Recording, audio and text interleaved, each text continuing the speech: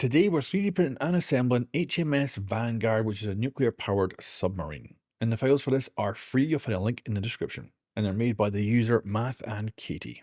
And this was a really cool build. This is also the mini version. You can actually do an even bigger version as well, but I decided to go for this one because it seemed a little bit more potentially filmable, because this thing is going to end up being huge by the end of the day.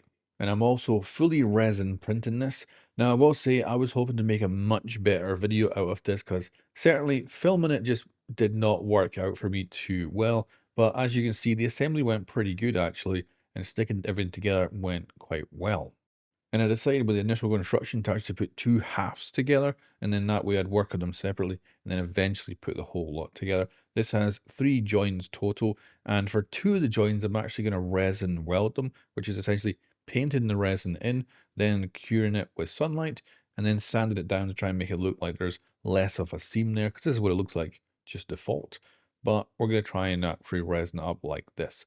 Now, I'm not the best at sanding. I actually did decide to buy a Dremel just for this build, but I'm new to it, so it won't be perfect.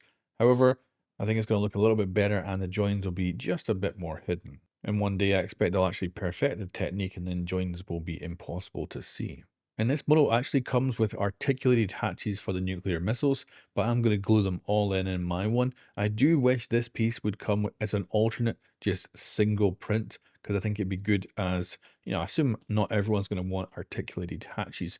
But the user does supply files so you can actually attach a transparent smoke trail, put LEDs in it, and then put a missile on it as well, so it looks like one of them's actually coming out with a hatch, which is a nice alternative version you can do with this submarine. And now we can go ahead and actually connect the 2 midway points. Because of the way I orientated this, these are actually completely flush, which means when we put them together, you're not going to really need that resin weld, because it's going to look essentially perfect, as you can see there. Then we're just going to add the missile hatches on top. Then we've got our front fins. Now this model has a lot of these very small pieces that we have to add in. I had to Dremel out the holes a little bit bigger and stuff like that. Pain in the ass. I expect the one that's full size is probably a lot easier to assemble, but with this one, it was definitely tough. I actually would think it'd be very difficult to print off some of the smallest parts on this on an FDM printer. Although I will say that I kind of want to do the big version of this one day, but I'll just need to get a bigger place to live, because there's no way, because this thing's already huge when it's fully assembled. I can only imagine what the bigger version ends up looking like. And as you can see, I'm now assembling all the fins on the back. At this point, let's talk paint job. So I'm going to just spray paint this all matte black, and hopefully have a relatively unified paint job all over.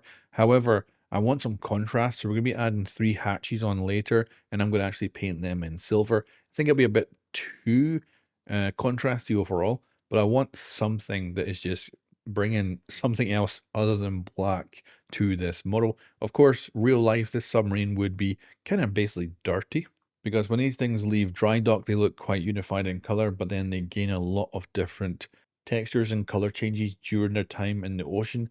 It's essentially a kind of natural Aztecan. That's a kind of pattern you have on like spaceships a lot. However, with this, I want to have it be a bit more uniform and clean. And what you can see here now with a full paint job done is that the join, the weld I did for the backside, looks really good. Like, you can almost not tell it's there. It's definitely visible, but you have to really kind of pay attention. Whereas the one at the front, you definitely notice that's there. So I think I will get better with this welding technique. And now that I have a Dremel, I think I'll be able to work on how to correctly sand them so they actually end up looking pretty much perfect. You can see the holes here. We've got 3 of them. These are going to be our hatches. So let's go ahead and install them. And like I say, these things would normally be black essentially in the real submarine, but I did want something that just gave it a little bit of contrast. So I think that's what these do, and they just look really nice. And this brings the whole thing together to finally have our submarine complete. So I'll show you some nice videos of this, and then I'll also have some still shots so you can take a look at the details. But I think this came out looking really, really good. I'm very happy with it. Now, I did see a model for Red October as well from a different user, and I was going to do that, but after printing this, I was like, damn, I'm not very good at filming submarines and construction, so I might not do Red October, but also I'm tempted to. So maybe a couple months I'll let myself do other stuff and then perhaps come back and do a Red October sometime in the future. But this turned out absolutely gorgeous. I'll leave you with some really nice photos and let me know what you think of the HMS Vanguard here. Anyway guys, thanks for watching and I'll catch you next time.